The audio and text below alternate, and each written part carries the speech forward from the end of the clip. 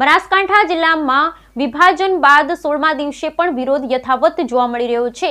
ત્યારે આજે દિયોદરના ધરણા પ્રદર્શનથી આગળ થળી સુધી વિશાળ બાઇક રેલી યોજી અને વિરોધ પ્રદર્શન કરાયું।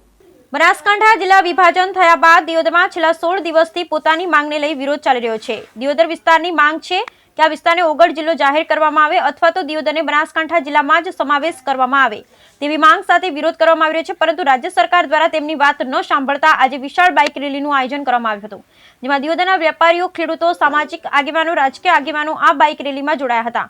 આ બાઇક રેલી ઓગળથળી ખાતે પહોંચી અને ત્યાં સભા યોજી હતી અને ઓગળજી મહારાજના મંદિરે હવન પણ કરવામાં આવ્યો હતો। બનાસકાંઠા જિલ્લાનું રાજ્ય સરકાર દ્વારા જ્યારથી વિભાજન કરવામાં આવ્યું ત્યારથી દિયોદર, કાંકરેજ અને ધાનેરામાં વિરોધ જોવા મળી રહ્યો છે। ત્યારે આજે જિલ્લા વિભાજનના નિર્ણયને આજે 16 દિવસ વીત્યા તેમ છતાં દિયોદરમાં હજુ સુધી વિરોધ ઉગ્ર બનતો જોવા મળી રહ્યો છે। દિયોદરના વ્યાપારીઓ, ખેડૂતો, સામાજિક આગેવાનો અને તમામ રાજકીય આગેવાનો મોટી સંખ્યામાં એકત્રિત થયા હતા।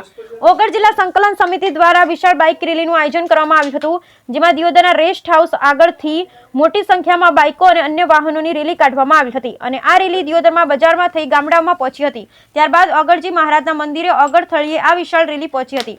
ઓગળજી મહારાજના મંદિર ખાતે ત્યાં વિશાળ સભાનું આયોજન કરવામાં આવ્યું હતું। સભામાં દિયોદરના ધારાસભ્ય કેશાજી ચૌહાણ પણ ઉપસ્થિત રહી આંદોલનમાં જોડાયા હતા।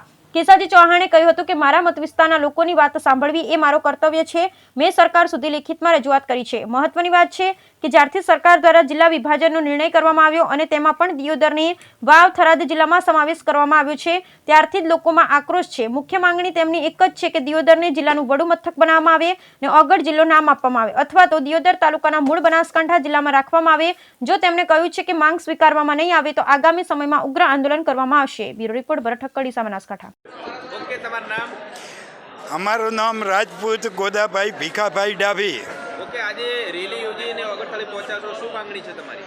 અમારી વર્ષોની મોગણી છે જિલ્લાની અમારે દિયોદર થાય અને દિયોદર બધાના સેન્ટરમાં દિયોદર આવે। દિયોદર વર્ષોથી અમે મોગણી કરી રહ્યા હતા। અમારી બધી આખી રહીત પડદા અમને વારંવાર કહેતી રહી કે અમારે દિયોદર જિલ્લો કરો અને દિયોદર જિલ્લો આવે તો અમારા છોકરાને ભણવાનું છે।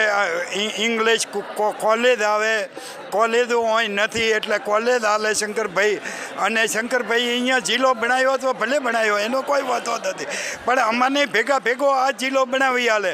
અને આ 5 તાલુકાનો જિલ્લો પડદા સ્વીકારે છે અને 5 તાલુકાનો જિલ્લો બનવો જોઈએ ન કે અમે આંદોલન લેશે અને એ સિવાય અમારા જિલ્લો ન મળે તો સુધી અમારા ધરણા ચાલુ રહેવાના છે।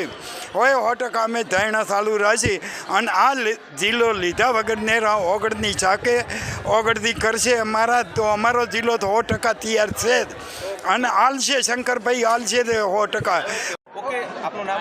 જયંતિલાલ દોશી। ઓકે, આજે આપ શું કહેશો? મોટી સંખ્યામાં વાહન રેલી યોજી અને ઓગળથળી પહોંચ્યા છો અને હવન પણ કર્યો છો, શું માંગ? અમારી જે બનાસકાંઠા જિલ્લાના આજુબાજુના તાલુકાઓની જે ઓગળ જિલ્લો બનાવવાની માંગ હતી, સરકારે એમાં ઊણી ઉતરી છે। લોકશાહીની અંદર લોકોની શું ઈચ્છા છે, લોકોનું શું મંતવ્ય છે જાણીને સરકારે નિર્ણય લેવો જોઈએ। સરકારે નિર્ણય લેતા ઓગળ જિલ્લાને પ્રાધાન્ય આપ્યું નહીં અને ઓગળ જિલ્લો જાહેર કર્યો નથી।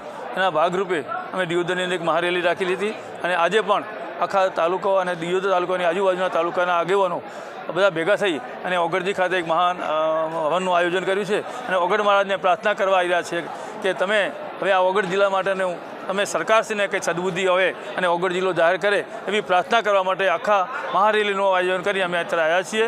અને હવે પછી આગળ શું કાર્યવાહી કરવી એ અમારે તમામ આગેવાનોની એક મિટિંગ છે, મિટિંગમાં નિર્ણય લેશે, એના ઉપર અમે આગળની કાર્યવાહી કરવામાં જશે। જે અહીંયા એક મહાપંચાયત મળી છે, આગળ થળીની અંદર યજ્ઞ પણ કરવામાં આવે છે, આગળ જિલ્લો બને તેવી માંગ છે, આ પણ પહોંચ્યા? આજે ઓગળ જિલ્લાની માગણી કરતી સમિતિ દ્વારા મને પણ આમંત્રણ આપવામાં આવ્યું હતું કે તમે પણ ઓગળજીના ધામમાં યજ્ઞના અને ઓગળજીના દર્શન કરી અને અમને મળી અને અમારી વાત સાંભળો।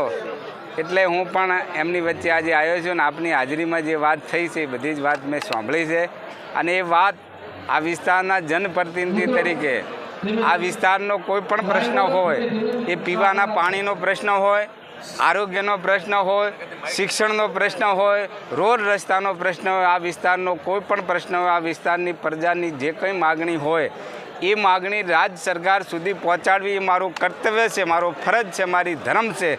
અને એ ધર્મ સમજી અને અહીં જે વાત થઈ છે એ વાત હું રાજ્ય સરકાર સુધી પહોંચાડી અને આ વિસ્તારની જનતાને ન્યાય મળે એના માટે હું મારાથી બનતા પૂરા પ્રયત્નો કરીશ.